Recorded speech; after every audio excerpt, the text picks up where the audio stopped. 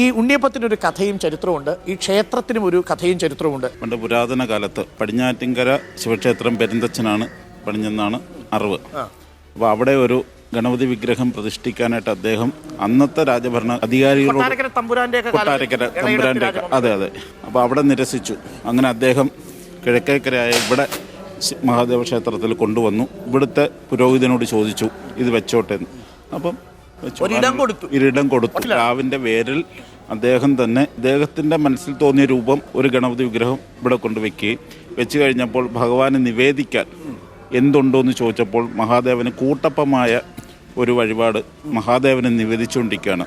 അന്നത്തെ പുരോഹിതൻ അതിൽ നിന്ന് പെരുന്തച്ഛനെ ഏൽപ്പിച്ചു. ഗണപതിക്ക് അദ്ദേഹം തന്നെ ആദ്യമായിട്ടൊന്ന് നിവേദിച്ചു. കിട്ടിയ ഉണ്ണിയപ്പം കൊടുത്തു. അദ്ദേഹം അദ്ദേഹം തൃപ്തിയായി.